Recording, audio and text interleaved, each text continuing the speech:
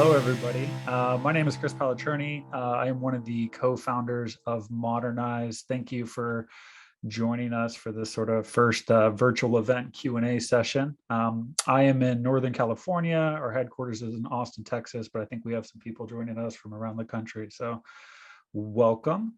Please feel free to type into the chat any questions you guys do have. This is meant to be an interactive event, so let's keep it that. Don't be shy. That's a good one. Before we started Modernize, we used to be contractors. And so myself included, I remember the days of going out there and presenting prices and bids to homeowners. The thing I would rely on is I would always tell a homeowner to, regardless of price, to go who you feel that they're most comfortable with. And so pretty early on in a demo process, I would sort of give a disclaimer to say, you know what, we probably won't be your cheapest bid. We probably won't be your most expensive bid. I think if you get a couple estimates, you'll find us somewhere in the middle. But that aside, what I would recommend, especially as it comes to contracting, is to choose people you feel comfortable with. There are so many options in the marketplace that the one thing you want as a homeowner is to feel comfortable with the people that are in your house, that are on your property, that are around your loved ones, your kids, and your pet. So if at any point in this estimate you don't feel comfortable with me, there's nothing wrong with that. Just feel free to let us know that we're not your cup of tea, and we'll move on our way. But really encouraging people to go with their gut intuition was really what I would lean in with, and then I would do everything I could to build value with the consumer. So as all you contractors know, you will not be the cheapest in the industry, and I wouldn't hone in on price too much.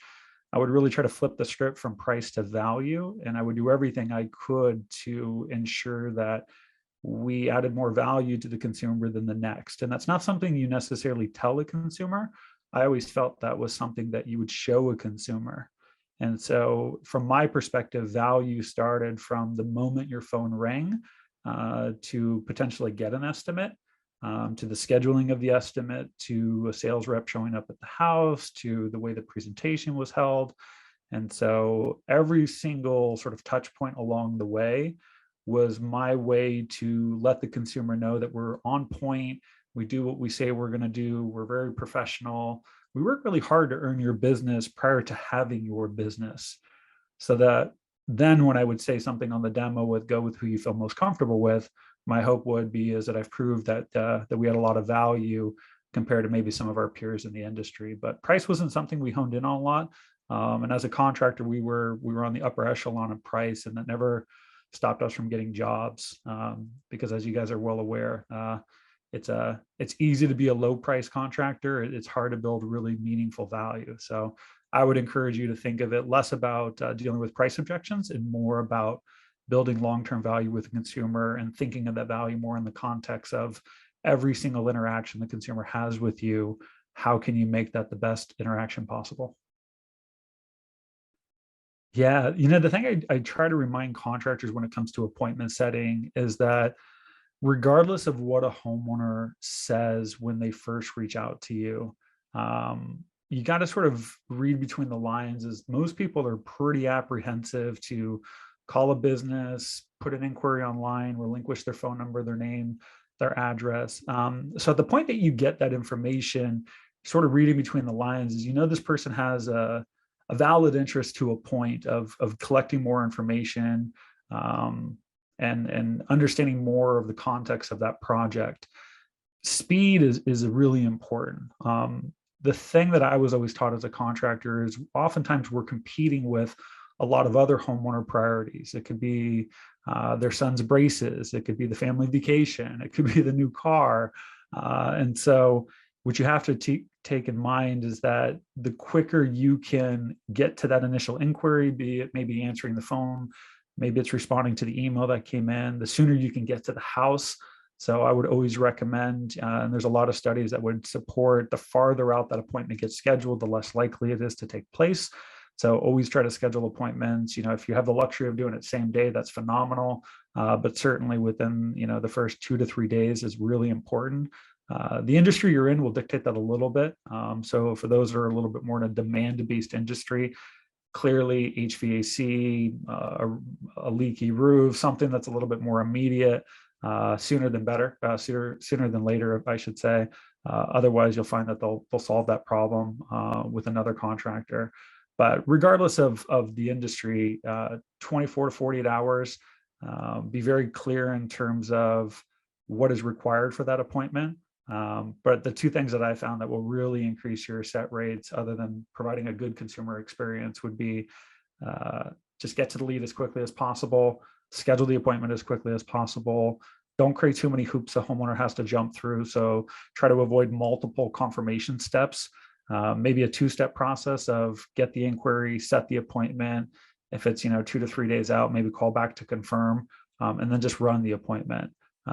Those are usually what will cut down a lot of rescinded appointments or cancels, is just those things alone.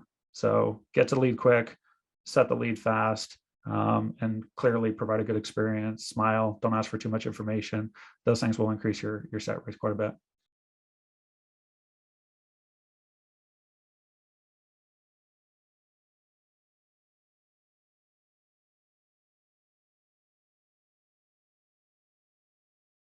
Yeah, it's tough because I think if we all put ourselves into the sort of homeowner's perspective, yeah, price is such an important thing, right? Like, even if we want to do a project or need to, knowing the cost is really important. And then if we go back into the sort of the contractor perspective, we want to build value and we don't want to be commoditized.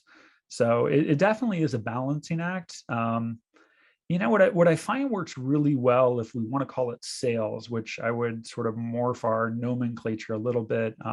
When I was in contracting, I looked at it a little bit less sales, and I looked at it as more as a consultant. My job was to do the best job I could for the homeowner.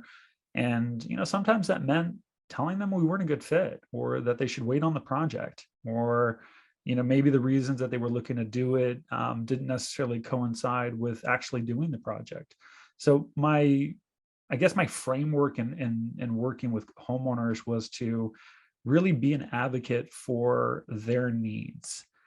And I say it like that because I think if you can sort of frame your perspective around what is in the best interest of the homeowner and not in the best interest of my company, although that may sound counterintuitive, it changes the way you think of your questions and your demeanor, and sort of the way that you come off to the homeowner. As a perspective, guys, like our in-home appointments were, now that I think about it, really long. I mean, they were an hour and a half. I think a couple houses we were there for 3 hours, which was just, now that I think about it, was a very long period of time. And we were on the upper echelon of price. But it did take time to build value. So, the best thing I could offer as sort of words of wisdom would be, try to put the homeowner first and put your company second. And I think by doing that, it's easier to be relatable to the homeowner and to sort of just speak in a very casual manner of like, look, price is important. And we're certainly going to get to that. And, we can, try to expedite that process a little bit, but obviously there's certain measurements I need to take. There's certain questions I'll need to ask in order to get very accurate with that price, so that you have an honest representation of what this job will entail.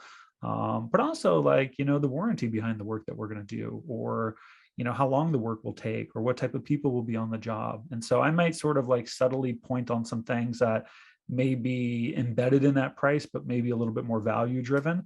The expertise of our workers, the quality of the products that we're going to use, the warranty that we're going to back up on this, what that experience may look like, will we work in consecutive days?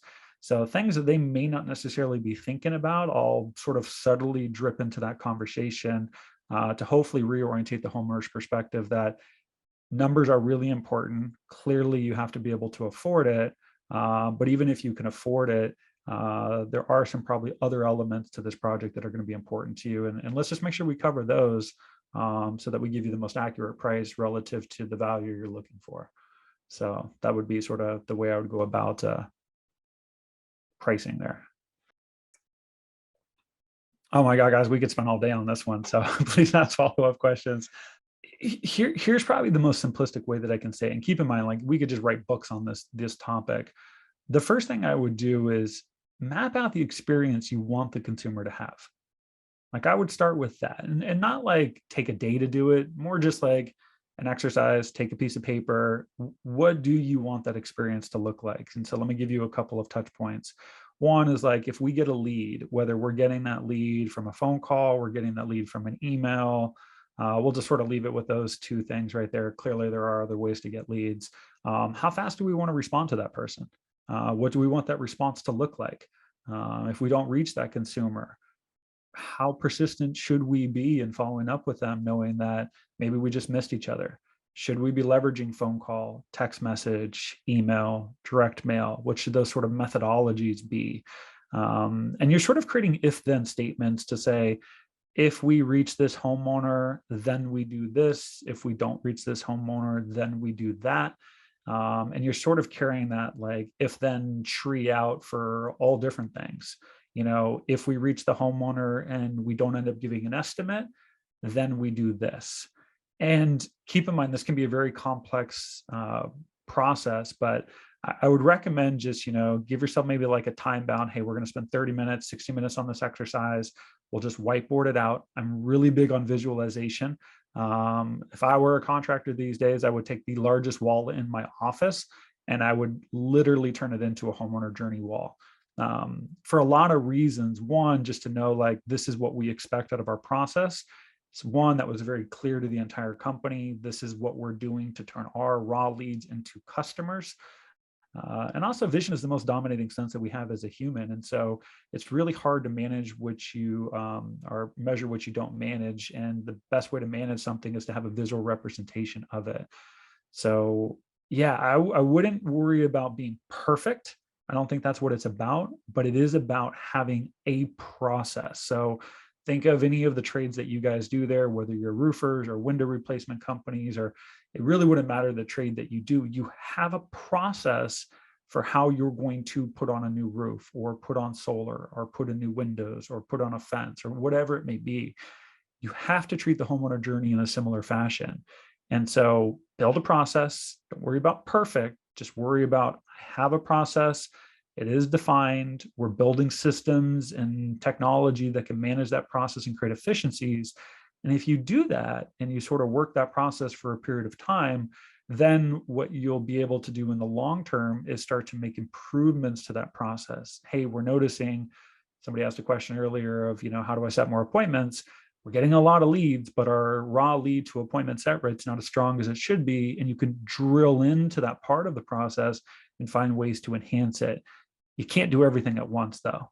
And that's the challenge we have as owners, is there's so many things we're working on, and working leads is just one part of our business. So don't get crazy, build a process, define it, make it visual, start to manage that. And then over time, start to improve. Hopefully you have data that backs up the conversions that you're getting through your funnel, and you can start to lean into the part of the funnel that's the weakest, improve those parts, build better tech, and enhance your standardization and processes at that micro point, and then just keep building. And that's really how you become an exceptional company, and really a sales and marketing company that's able to nurture consumers wherever they may be out in the journey.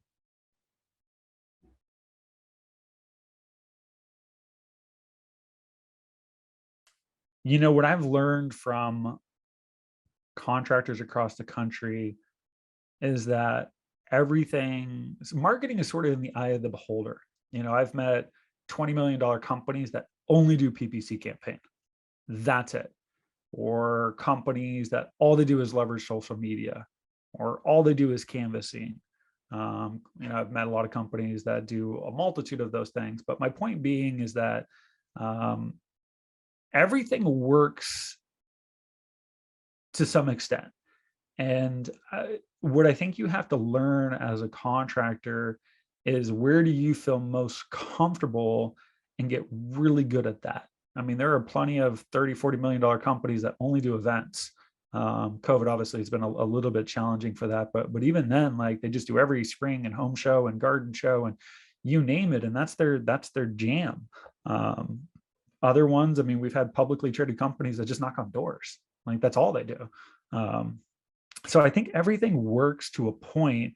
What I would recommend is choose a marketing source here. So if we're thinking of things to generate organic traffic, maybe you want to focus on your website and optimizing it for SEO.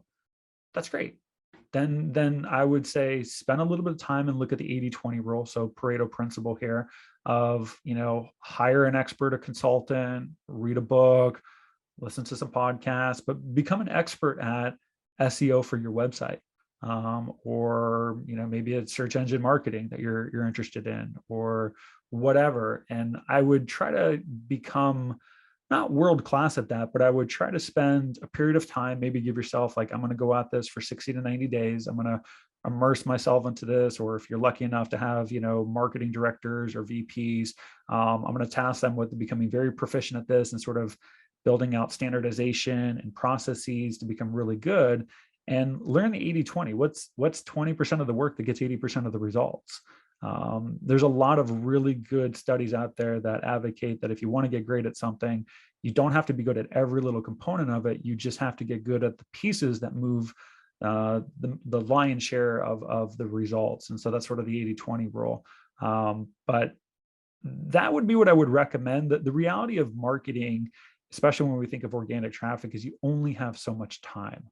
So you really can't be, if you're just getting started with this, you can't do your SEO well as social media well, and try to, I don't know, do maybe some grassroots marketing. You can't do it all at once. So it sort of goes back to the homeowner journey. The way I said that is like, figure out what you do, figure out where you feel comfortable, lean into that, get really good at that, build processes around that, get to a place where it's sort of automatic, it's producing consistent results, the cost of marketing is sustainable. And once you feel like you've got a good grasp of that, then relinquish that standardization to somebody new in your organization. Hire a director, hire a marketing manager, and give them those processes that you've developed, and then move on to the next. All the biggest companies in the country follow a similar type process where get good, automate it, and then add the next source to there. But what they don't do is they don't try to learn 10 to 15 new sources of marketing all at once, and try to be proficient. The last thing I'll say on this particular one too is think of what you're really trying to accomplish with organic traffic. And I'm not saying it's not something worth exploring, but there are $20-50 million companies out there that do not generate organic traffic. They buy leads, or maybe they knock on doors, which is some sort of form of organic, if you will. So I would just spend some time to think of what you're really trying to accomplish. And are you looking for something that's slightly more passive? Driving people to your website is a little bit of a longer road, unless you're doing PPC marketing, than something that might be like home shows, events, and knocking on doors, which is a little bit more aggressive. So it really just depends on where you're at in your business, and whether you want a little bit more passive type flow, or something that's a little bit more active. So rising marketing costs.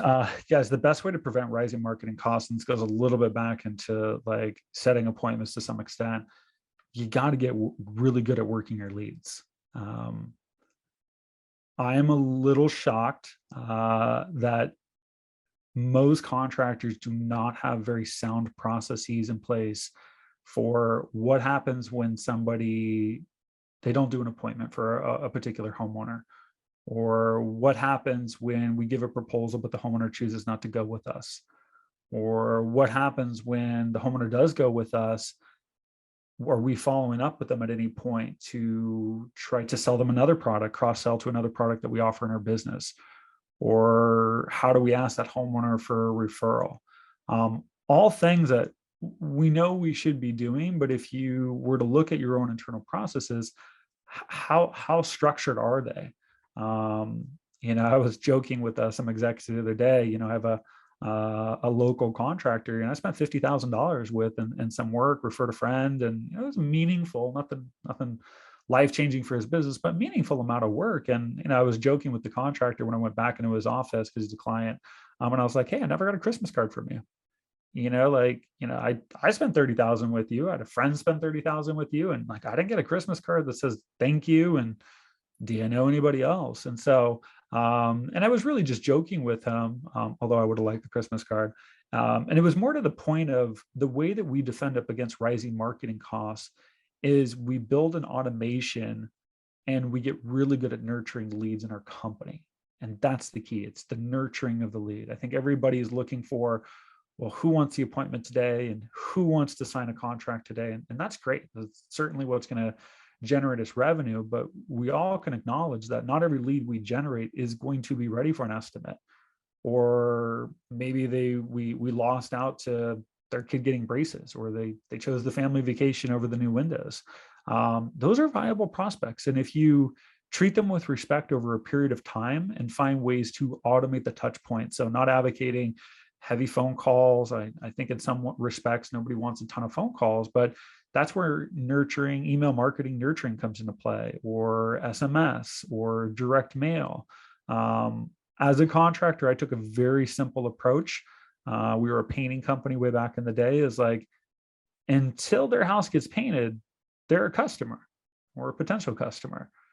And so, and even if they got their house painted, what about the inside of their house? And even if they got the inside of the house painted and the outside, we did deck staining or fence staining, or geez, even if they did all those things, well, do they know anybody? Like, you really have to take this philosophy as like, I'm not going to be overly aggressive, but I am going to continually drip information onto a consumer, because timing's everything. So the best way to mitigate up against rising marketing costs is to have really sound lead nurturing. Because if you had done that from the beginning of your business, there would have been leads years ago that weren't ready to convert then, that would be ready to convert now. And if they did convert now with minimal effort through an email campaign or an SMS campaign, that cost of that lead would have been heavily suppressed. So to generate a raw customer, unfortunately, it's expensive. It's expensive for any business anywhere, pretty much any industry. But once you get those names and numbers into your database, working that database effectively produces really sustainable margins long term. And that's how you can sustain spending 10 to 15% per raw customer in direct marketing, because you're going to hang on to that information for years, and ultimately you'll squeeze the value out of it long term. So lower marketing costs, get really good at nurturing your leads, and you'll be there. Yeah, there's gonna be a little bit of repeat, guys. So I mean, this is like, it's our businesses are not overly complicated. There's a couple ways. Like, I mean, first of all, I would say, like, if you have more money to spend and your margins are healthy enough, like, you can just spend more money on marketing, right? You could hire a marketing manager or a VP or a CMO or somebody of that can, go out there and they can spend money. I think that is healthy to some extent. But let's pretend you don't have a bunch more money to spend on marketing. So let's pretend we're going a little bit leaner here. I'm very old school. I built our company, both Modernize as well as our previous company, on door knocking, which is not a super sexy way to go about it. But what we really loved about it is it's aggressive. Aggressive in the sense of you're taking control over the fact that when you have 10 to 15 canvassers out there and you're knocking on doors, you know how many leads per hour you're going to get. You know what percentage of those leads are going to qualify. Essentially, it's very mathematical in terms of, if we put 10 people on the street today, and that's a total of 50 hours, they're going to generate about 2 leads per hour. About 50% of those leads are going to qualify. So we know with 10 people out there for 5 hours each, we're going to get 50 leads, and 25. Like, it was very mathematical, and it was very aggressive in the sense that effort that day led to very tangible results the next day, which we loved. The challenge you run into with like home shows and stuff is just, when is the home show? But home shows, I think, in some ways are somewhat similar, in the sense that when the home show happens, it's pretty mathematical in terms of what you'll get. So when I think like how do we get more qualified leads, there is the how do we get more into the funnel, which you can spend more to get more into the funnel. That's one way of doing it. If you don't have the dollars, think of if you have time. Canvassing becomes a little bit more of a time element, although you could certainly hire people. So there's one way of going about it. The other thing I would say is, like, going back to the database, like most contractors have a pretty rich database. Maybe it's a couple thousand. We had a client at our office the other day. I mean, they have several million. They're a really large contractor in the country, and they have millions of people in their database. I mean, that's gold. So if you can build, simple email marketing techniques, that I think we all could probably design a simple email thing to like check in. Hey, how are you doing? It's been X period of time since we gave you an estimate. Is there any of these types of jobs you're looking for? I think that can be a sustainable way of doing it as well, and sort of tapping into something you've already spent money on. The other way you could do it, and I'm not a huge advocate of this, but you could look at your qualification process as well. So, we all know the more questions you ask, the less leads that are going to make it through those series of questions. Everybody's a little bit different with how many questions they want to ask the homeowner. What I would always sort of recommend is try to be light. So don't overqualify your leads, avoid things like what's your favorite color and how much money do you want to spend and what's your timing, and, must have both decision makers there. And we're all going to have slightly different opinions on how many questions we want to ask to qualify the lead or deem it's worth our time to put a sales rep out there. The reason I would advocate going very lightweight on those questions is most homeowners don't always know. And what I found as a contractor is it's very hard to build value over the phone. It's very hard to build value when we can't see each other. And so I would rather put one of my salespeople or my sales consultants into the home face to face where they had a better opportunity to build value, provided certain qualities were met. So in my case, as a contractor, I was looking for, you were in my target market. The trade you were looking for was consistent with what we did as a business. That was it. Like, I didn't care whether we were there to paint your front door or paint your whole house. I mean, I had a preference, but it didn't matter to me, because if it was the front door, I'd probably even give you an option to paint some rooms in your house. It was rare that I just painted the front door. But even then, hey, look, there's another happy customer, simple job, plug and play, get referrals, upsell later on. I looked at that as an opportunity for long-term value. So if you want more qualified leads, either you're going to spend more money or you're going to spend more time. I would highly recommend working your database, because you've already spent the money on that. And I would encourage you to maybe think about some of the questions you're asking the consumers as they move through your pipeline, and just evaluating whether those questions needed to be asked or they were nice to ask. So if you could sort of shorten that question, you'll probably get a couple more appointments out of the leads that you're generating. Those would be some of the things I'd encourage you to think about. Yeah, if you guys want some more on that, by all means, type in a question. But I would start off with just ask. Like, just start by asking. There are unique ways that I think you could leverage your social media account to get more referrals. So I'll sort of, maybe not exactly in a pecking order, but I would sort of start with this. One is, if you do pride yourself on providing a good consumer experience, then they should want to give you a referral at the end, or at least you should be willing to ask, and they should be willing to entertain that. Like, it shouldn't be something where you're reluctant to do so. They may not have one at the moment, but it doesn't mean that you shouldn't be shy in asking. So once again, assuming you provide a good experience to the consumer and that they were happy with the quality of the work, then I would just ask them. And if you can ask them at the end of the job, that's great. I mean, you just completed work. They just went through this whole process. They just spent the money. Hopefully they're very happy. So you're sort of catching them at the moment. And I would just ask, we used to do it as a painting company right there on the spot. Hey, Mr. Homeowner, now that we've painted your house, can you think of 2 to 3 people? We got a clipboard right there with names and numbers. We were a little aggressive. And we just ask them, like, are there 2 to 3 people that you can think of that have been considering doing some painting that you'd be able to refer to us? Not everybody gave us anything or gave us something, but more often than not, we'd get enough, because they've been talking about it, right? Like, if it's a project that's been on their mind, they go to dinner, they go to social events, they're certainly talking about, hey, I'm getting new windows, I'm having my house painted. People are, hey, how'd that experience go? Stuff of that nature. So ask right on the spot, I think, is sort of one step. The second thing is, like, go back to that lead nurturing. When are you going to reach back out to that consumer? So once again, it doesn't have to be perfect, but just have a process. Hey, we're going to touch every job we've completed, I don't know, 30, 90, 180, and 360 days after. And these will be sort of the messaging things that we've asked. There's 2 things you're looking for in that. One, I know we're on sort of a referral question, but if you offer them more than just one trade, ask them, like, are there other things? Hey, did you know that we also do XYZ projects? Have you thought about doing any of these? So you've got a customer for life if you've done them well, and you should be able to sell them other products and services you offer. And then asking them, hey, has anybody, do you have anybody that's considered doing these types of projects? So, and I would extend that well beyond just a year. So these are your customers for life. So you should be reaching out to them, maybe diminishing the cadence over time, but you should be reaching out to them over time. Another thing that's too, I remember a contractor telling me this as well. We all have social media accounts, and everybody uses them to a varying degree, but if somebody enjoyed the experience they had with you, think about how you can sort of memorialize that experience in a testimonial. Maybe they write a review for you. Maybe they write literally a handwritten letter, whatever it is that sort of you guys need to sort of capture that sentiment. But another way that you could do it as well is asking them to write a little blurb on their social account so that it gets exposed to their audience and then tags you back.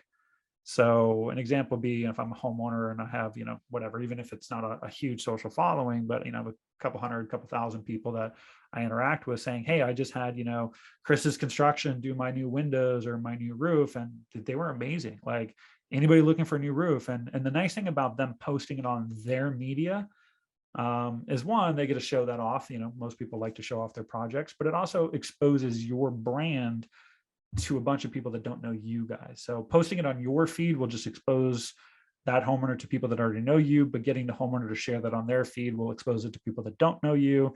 I'd be willing to bet you might get a couple of hits off that. Prices are rising, and that makes the products that we buy as contractors more expensive, which you should absolutely transfer to the homeowner. That's just the cost of doing business. However, what you have to also realize is that what's happening with inflation is interest rates are rising. And when interest rates rise, it makes it less attractive for people to purchase new properties. Doesn't make it stop altogether, but it slows it down. That's the intent of, the Fed trying to just curb inflation.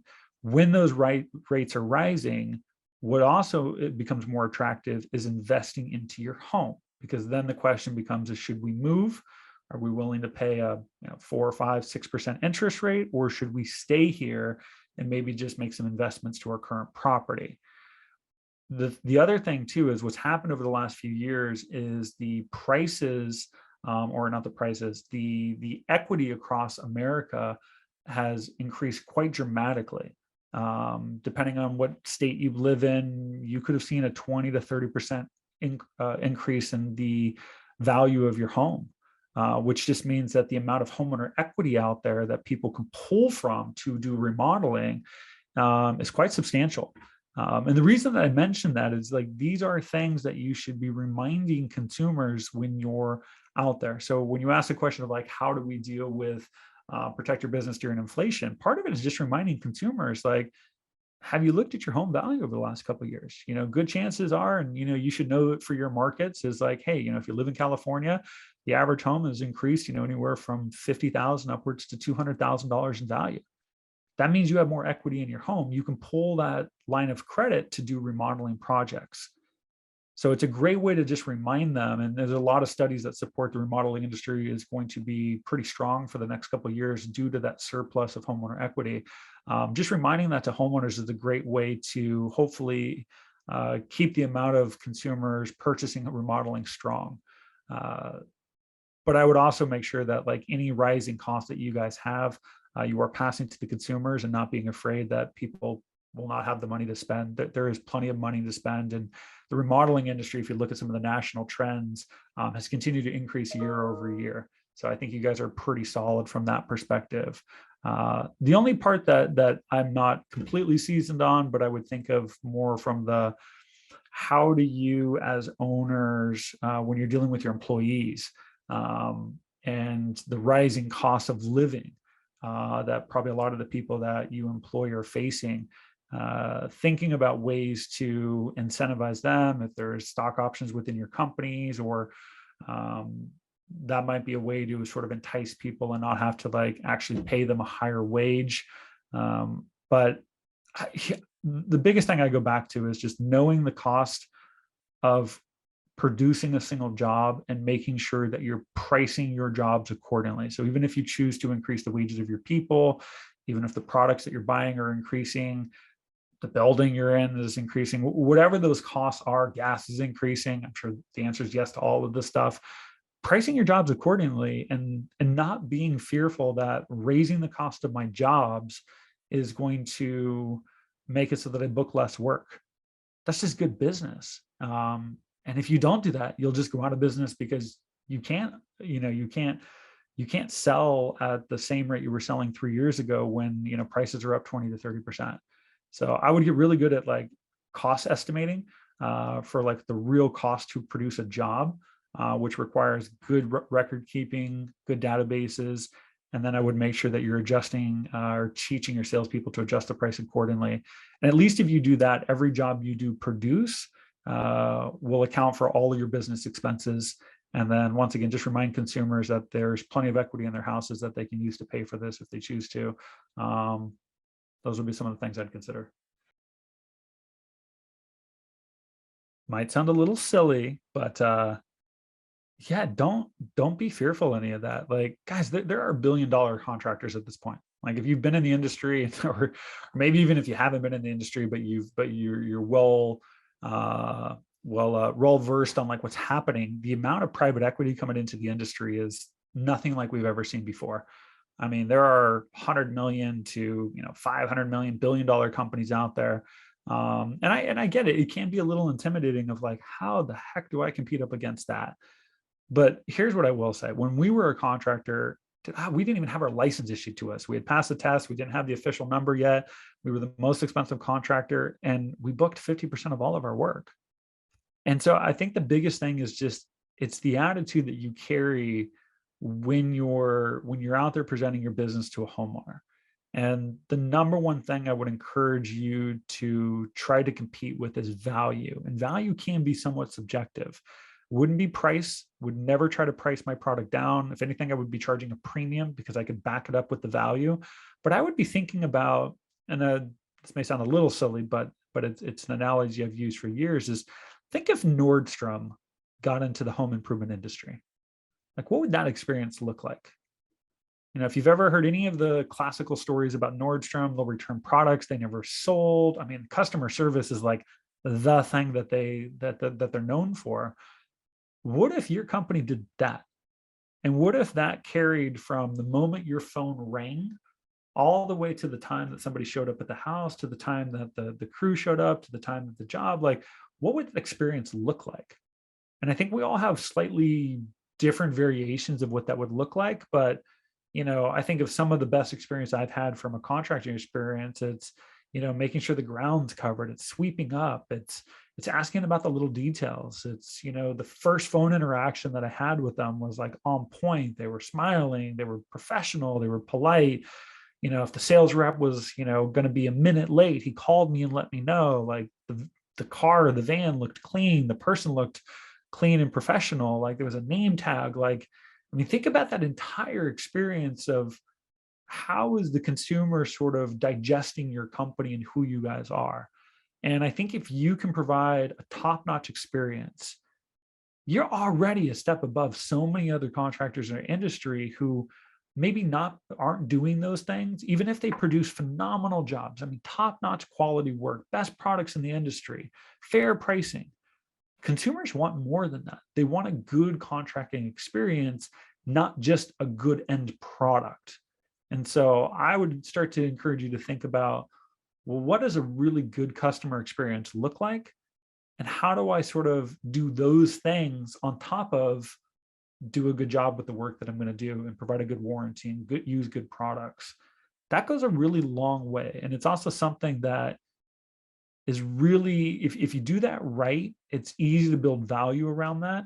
And my God, when we talk about referrals and stuff, like that's the stuff people are going to remember. Like, hey, they knocked over a planner. They weren't perfect, but man, they went out, they bought me a new planner box. They swept it up. Like, it's almost as if they never were here. Like, just, so I would encourage you to think about all the things that makes for a good consumer experience. And I would start to like mold your team around that or rally behind that. And I don't think you ever have to worry about being a low-cost contractor or competing up against the billion-dollar players and the national brands. There are so much work out there. It is unbelievable how much work is out there. But you just got to compete with the other contractors in the market. Most contractors will not take the time to think about a great consumer experience. They'll spend most of their time thinking about good products, fair pricing, and how to do good quality work, which is really important. But I think consumers expect a little bit more these days. You got to track stuff, guys. So I'll start off in sort of different segues here. One is you have to track it. You cannot manage anything if you don't measure it. So you have to measure it. That's true both in business and your personal life. So if you want to be successful in a category, it wouldn't matter what category, you do need to find a way to measure it. So it could be Excel. Excel's incredibly effective. It could be a shared Google Doc of some nature, but you do have to have the discipline to track whatever it is you want to try to improve over time. That's just factual for anything you ever do in your life. There's no way you're going to get better at it. If you have the luxury to throw a little bit more dollars at it, CRMs are phenomenal for that. And eventually you will need one. There are limitations to the efficiency of just using Excel or some Google Doc. There's some great ones out there. Everybody, I think, has heard of Salesforce. There's MarketSharp and some other ones out there. So there's lots of options out there, and different by industry or whatnot. So I won't point you in one direction, but they're expensive. But they're very. It works if you're willing to invest the time. And I think that's the big thing I've seen with contractors over the years is, go back about a decade or so. And yeah, we track some things, we don't track everything. They've gotten a lot better. So big theme here is just whatever it is you want to improve upon, you're going to have to find a way to track it. And whoever's responsible for those numbers, you've got to have some sort of cadence with your management meeting. I would suggest at least weekly. So tracking is great, but you have to inspect what you expect. It's another good quote. So whoever's responsible for these numbers, if you're an owner, I wouldn't expect that they're just doing what you think they should be doing. You do have to probe them. This is true for our company. I mean, we've become a very large business, but complacency happens. And some people will not, I don't want to say micromanage people, because hopefully we're past that, but yeah, you've got to poke in, you got to check in, you've got to, peel the onion back a little bit and maybe look at, 5% of the work that they're doing and start to say, like, are they doing the things that I know they should be doing? So maybe you build out the process, you build out how it's tracked, you standardize that process, you relinquish it to a team member, and then you create some sort of cadence in which you're meeting with that team member to make sure that it gets done. And then as your business grows, there's more layers of management involved in there. But I think if you want to be an effective business owner, you're going to always have to measure it, and you're always going to have to create a layer of people that manage it. And you're going to have to manage the people that manage it to some extent to make sure that it's getting done. And this is true whether you're just starting off as a contractor or you're a $1 billion brand. And trust me, I know plenty of $1 billion brands that don't measure stuff. And it's evident why they lose hundreds of millions of dollars a year. And it's because there's just gaps in the way that they're managing their teams. So yeah, that would be sort of the response that I have for how you grow your business effectively is measure it and then inspect it. Yeah. I mean, we're only going to tiptoe on this, guys. It's probably way outside the scope of just this particular meeting. But the things I've learned about leadership over the years is it's a continual process, and it starts from the top down. So it is hard to have a great company culture if the top of the pyramid, being the owners of the business, the C-level executives, the VPs, the managers, they've all got to foster that. There was a great thing I read in a book a while back, 4 Disciplines of Execution. There was one key part of one of the disciplines, and it's no collaboration equals no commitment. And when you're trying to build a company culture, what I've learned is you can't say as the leader, here's the culture, let's all go get it. The way that it works is it's a team effort. And so, if you have a team of 5 or you have a team of 500, that culture, it's the collective of the group. You don't get to distill the culture down. I mean, don't get me wrong, like, you can be the spark initially. You can set the example, be a great role model, but it's sort of going to take its own form. So what I would recommend is, one, be a good role model. So if you want a happy, fun culture, be a happy, fun team of people. Like that's one piece of it.